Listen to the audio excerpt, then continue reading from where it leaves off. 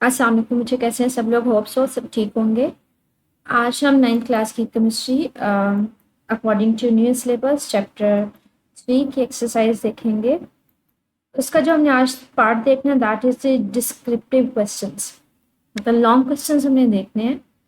आपने चैप्टर पढ़ा हुआ है, इसके लेक्चर्स अपलोड किए हुए हैं, हमने इसके शॉर्ट क्वेश्चंस देखे, कंस्ट्रक्टेड क्वेश्चंस देखे। आज हम डिस्क्रिप्टिव क्वेश्चंस देखेंगे, लॉन्ग क्वेश्चन देखेंगे। आपको मैं आंसर्स भी हाईलाइट करवा दूंगी। कहते हैं फर्स्ट क्वेश्चन है explain the formation of an ionic bond and A covalent bond. आपने आयनिक बॉन्ड के ऊपर नोट लिखना है, कोवलेंट बॉन्ड के ऊपर। आपने ना इस चैप्टर में ये टॉपिक देखा हुआ है, अगर मैं आपको दोबारा से रिकॉल करवाऊँ तो। अच्छा, ये हमारे पास टॉपिक है टाइप्स ऑफ बॉन्ड, इसमें आयनिक बॉन्ड और कोवलेंट बॉन्ड लिखा हुआ है। ठीक है, आपने दोनों के ऊपर नोट लिखना है। आयनिक बॉन्ड हमने देखा है कि अगर दो एलिमेंट्स के दरमियान चार्जेस का ट्रांसफर होता है, अगर कोई इलेक्ट्रॉन लेते हैं या देते हैं तो वहाँ पे चार इलेक्ट्रॉन्स के ट्रांसफ़र की वजह से हमारे पास वहाँ पे जो बॉन्ड बनता है वो आयनिक बॉन्ड बनता है। ठीक है, जैसे सोडियम है वो इलेक्ट्रॉन देता है, क्लोरीन है जो वो इलेक्ट्रॉन लेगा, तो जब ये दोनों कंबाइन होंगे तो वो सोडियम क्लोराइड बना देंगे। ठीक है, एक इलेक्ट्रॉन देने की वजह से उसके ऊपर चार्ज पॉजिटिव आ गया और जो ले रहा है उसके ऊपर चार्ज नेगेटिव आ गया। तो इसके साथ आप ये इसका ये फार्मूला भी और इसको डायग्रामेटिकली भी शो कर सकते हैं। और याद रखिएगा, जो एलिमेंट्स है, ये एटम्स है, वो चार्ज क्यों बनाते हैं? क्योंकि उन्होंने क्या करना होता है, उन्होंने अपने लास्ट वाले शेल में इलेक्ट्रॉन्स 8 पूरे करने होते हैं। तो ये टॉपिक स्टिल अगर कोई मसला हो इसमें तो बच्चे ये कमेंट सेक्शन में पूछ लीजिएगा, तो ये आप डिटेल लिखेंगे लॉन्ग क्वेश्चन में आयनिक बॉन्ड। ठीक है, नेक्स्ट हमारे पास कोवलेंट बॉन्ड है, ये भी आपने पढ़ा हुआ है। ये टॉपिक भी आपको मैंने लेक्चर इंडिविजुअली शेयर किया हुआ है, तो ये साथ में उसके आंसर ये वाला आ जाएगा। लॉन्ग क्वेश्चन है तो कोवलेंट बॉन्ड और साथ में इनमें से कोई एक एग्जांपल दे दें जिनमें शेयरिंग होती है, इलेक्ट्रॉन की ट्रांसफर नहीं होता, बल्कि दो एटम्स जो है वो अपना अपना इलेक्ट्रॉन शेयर कर रहे हैं। जैसे ये दो हाइड्रोजन है तो ये अपना इलेक्ट्रॉन, एक का इलेक्ट्रॉन को डॉट से शो किया, एक को क्रॉस से, दोनों इलेक्ट्रॉन अपने शेयर करेंगे। अगर क्लोरीन है तो ये भी अपने इलेक्ट्रॉन शेयर कर रहे हैं। तो कोई दो एग्जाम्पल्स आप देख लीजिएगा। नेक्स्ट अगर लॉन्ग क्वेश्चन देखें, अच्छा ये फॉर्मेशन ऑफ कोवलेंट बॉन्ड की इतनी डिटेल में जाने की जरूरत नहीं है, यहाँ तक काफ़ी है। आप कोवलेंट बॉन्ड बताएं और साथ में इन दोनों में से कोई एग्जांपल करें। ठीक है, आगे क्वेश्चन है second, how do ions arrange themselves in a NaCl crystal. कि NaCl क्रिस्टल में एटम्स जो हैं या आयंस जो हैं वो अपने आप को किस तरह से अरेंज करते हैं। अगर मैं इसका हम लोग देखें आंसर, कहते हैं हमारे पास जो क्रिस्टल होता है सोडियम क्लोराइड का, NaCl का, जिसमें एच जो सोडियम है ना, एक सोडियम आयन, वो 6 क्लोराइड आयन से घिरा होता है और एक क्लोराइड आयन के अराउंड जो है वो 6 सोडियम आयन होते हैं। तो एक 3 डायमेंशनल स्ट्रक्चर बनाते हैं जिसमें बहुत ज़्यादा स्ट्रॉन्ग अट्रैक्शन होती है NaCl के दरमियान। अगर मैं आपको इसकी फिगर दिखाऊं कि किस तरह से एक सोडियम 6 क्लोराइड आयंस के साथ घिरा होता है, वो देखें। ये देखें, ये आपने वो दो लाइनें जो भी मैंने आपको शो की हैं, ये वाला आंसर लिखने के बाद, यहाँ से यहाँ तक लिखने के बाद आप ये फिगर बनाएंगे कि एक सोडियम आयन जो है वो 6 क्लोराइड आयन के साथ घिरा होता है। क्लोराइड आयन को यहाँ पे व्हाइट से शो किया, सोडियम को यहाँ से शो किया, तो आप व्हाइट और ब्लैक की निस्बत NaCl लिख सकते हैं। यहाँ पे Na लिखते हैं और इसकी सराउंडिंग में 6 क्लोराइड है। इस तरह का ना इसका 3 डायमेंशनल स्ट्रक्चर होता है, आप इसको बना भी सकते हैं। ठीक है, नेक्स्ट हमारे पास जो क्वेश्चन है वो देखते हैं। नेक्स्ट लॉन्ग क्वेश्चन है, कहते हैं explain the properties of metals keeping in view the nature of the metallic bond. आपने मेटालिक बॉन्ड की प्रॉपर्टीज बतानी है, मतलब मेटालिक बॉन्ड के ऊपर लॉन्ग क्वेश्चन नोट लिखना है। तो ये मेटालिक बॉन्ड है जिसके ऊपर आपने नोट लिखना है, मेटालिक बॉन्ड है, उसकी प्रॉपर्टीज हैं, तो ये सारा लॉन्ग क्वेश्चन में आएगा। ठीक है, ये आपको मैंने लेक्चर में डिलीवर किया हुआ है, अगर इसका आंसर आपने देखना हो तो वहां से देख सकते हैं। ठीक है, तो यहाँ तक इसका मेटालिक बॉन्ड का आंसर आ जाएगा, यहाँ तक दिस वन। ठीक है, नेक्स्ट अगर लॉन्ग क्वेश्चन देख, नेक्स्ट लॉन्ग क्वेश्चन है compare the properties of ionic and covalent compound. दोनों के दरमियान आपने प्रॉपर्टीज कंपेयर करवानी है। ये भी आपके पास टेबल गिवन है, अगर मैं आपको शो करवाऊँ, ये देखिए आपके पास है comparison between ionic and covalent compounds. तो ये लॉन्ग क्वेश्चन है जो यहाँ पे पेज नंबर 44 के ऊपर गिवन है। तो ये टेबल आपके पास दोनों में कंपैरिजन है। नेक्स्ट लॉन्ग क्वेश्चन देखते हैं। नेक्स्ट लॉन्ग क्वेश्चन है, how will you explain the electrical conductivity of graphite crystal. कि ग्रेफाइट जो क्रिस्टल है वो किस तरह से इलेक्ट्रिकल कंडक्टिविटी शो करता है।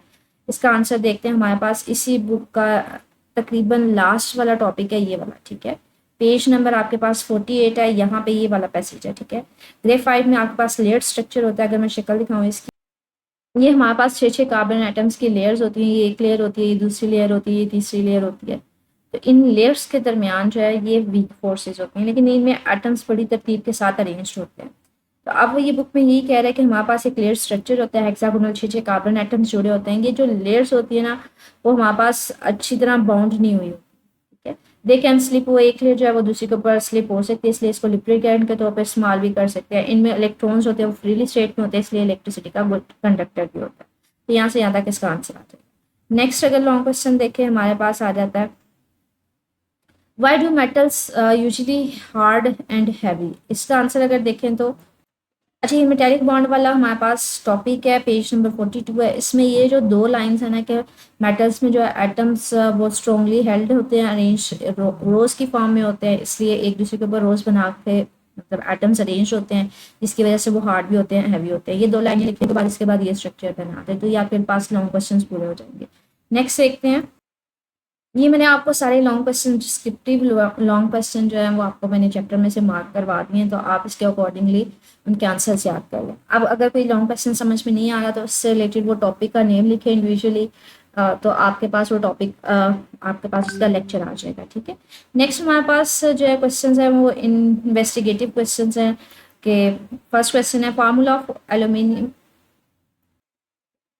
chloride in vapor phase is aluminium dialuminium hexagonal chloride, which means it exists as a diamond. Explain the bonding between its two molecules. Diamond का मतलब होता है जिसमें दो मॉलिक्यूल्स होते हैं, दो एक जैसे मॉलिक्यूल्स या मिलके बनाते हैं बड़ा मॉलिक्यूल कंपाउंड, तो उसको हम लोग कहते हैं डायमंड। अगर इस वाले में देखें, इसका आंसर देखते हैं।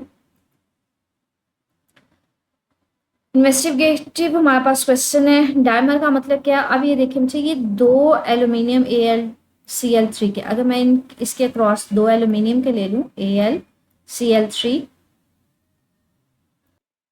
के, हमारे पास दो में AlCl3 एल्यूमिनियम क्लोराइड ले लेती हूँ, तो ये 2 इसके साथ भी है, 2 इसके साथ भी है। इसका मतलब है इसको मैं इस तरह से भी लिख सकती हूँ Al2Cl6, ठीक है। तो मतलब दो मॉलिक्यूल्स हैं, डबल टू मॉलिक्यूल्स कंबाइन होते हैं वेपर, जब इसको वेपर फॉर्म में लेते हैं ना, तो ये दो दो मॉलिक्यूल्स की फॉर्म में एग्जिस्ट करता है, तो इसलिए हम कहते हैं ये डायमंड की फॉर्म में एग्जिस्ट कर रहा है, ठीक है। टू मॉलिक्यूल्स कंबाइन होते हैं तो इसको कलेक्टिवली इस तरह से भी लिखा जा सकता है Al2Cl6। आपने इनके दो मॉलिक्यूल्स के दरमियान फोर्सेस बताने, तो हमारे पास ये वाला मॉलिक्यूल है एल्यूमिनियम क्लोराइड का, ट्राइक्लोराइड का, एक एल्यूमिनियम है वो तीन तीन क्लोरीन एटम या क्लोराइड एटम के साथ अटैच्ड है, ये भी एल्यूमिनियम तीन क्लोराइड एटम के साथ अटैच्ड है। अच्छा, क्लोरीन के आउटर मोस्ट शेल में 7 इलेक्ट्रॉन्स होते हैं और एल्यूमिनियम के 3 होते हैं। अब इसके साथ है, इसको एक और चाहिए, तो ये एक शेयर करेगा एल्यूमिनियम का, इसके साथ शेयर करेगा, ये एक इसके साथ शेयर करेगा, ये एक इसके साथ शेयर करेगा। अब इस क्लोराइड आयन के 8 पूरे हो गए, 6 इसके पास ये थे, एक एक इसने शेयर कर लिया तो 2 ये हो गए, 8 इसके भी पूरे हो गए, 8 इसके भी, 8 इसके भी, और क्लोरीन के पास 3 थे तो इसने तीनों शेयर कर लिए। एग्जैक्टली यही स्ट्रक्चर जो है वो सेकंड एल्यूमिनियम क्लोराइड का। अब ये दोनों कंबाइन होंगे तो स्ट्रक्चर कैसे बनेगा। अब ये देखिए, एल्यूमिनियम के तो 3 क्लोराइड 3 इलेक्ट्रॉन से वो यूज हो गए, इस एल्यूमिनियम के भी 3 यूज हो गए। अब ये दोनों बॉन्डिंग कैसे करेंगे। ये जो क्लोरीन एटम है ना, ये अपना ये वाला जो 2 इलेक्ट्रॉन्स है वो इसके साथ शेयर करेगा, मतलब अपना पूरा एक लोन पेयर जो है वो शेयर करेगा, और ये वाला जो है ये अपना लोन पेयर शेयर करेगा। अब ये देखें, इन सब में मैं क्या कर रही हूँ, जब शेयरिंग है तो एक का एल्यूमिनियम के इलेक्ट्रॉन्स को डॉट से शो कर रही हूँ, इसके इलेक्ट्रॉन को क्रॉस से, लेकिन अगर ये इस एल्यूमिनियम के साथ अटैच होगा तो ये अपने दोनों क्रॉस वाले जो है दोनों लोन पेयर शेयर करेगा, और अगर ये शेयर करेगा इसके साथ बॉन्डिंग करेगा तो ये भी अपना पूरा पेयर जो है इलेक्ट्रॉन पेयर वो इसके साथ शेयर करेगा। तो ये देखें, इसने भी अपना पूरा शेयर किया है, इसने भी अपना पूरा शेयर किया, क्योंकि एल्यूमिनियम के पास और कोई इलेक्ट्रॉन नहीं है बॉन्डिंग के लिए, उसने 3 थे तीनों यूज कर लिए, इसके पास भी 3 थे इसने तीनों यूज कर लिया। अब अगर इसने बॉन्ड बनाना है तो वो बॉन्ड कौन सा होगा, कोऑर्डिनेट कोवलेंट बॉन्ड होगा, जिसमें क्लोरीन ही अपना पूरे का पूरा इलेक्ट्रॉन पेयर शेयर करेगा।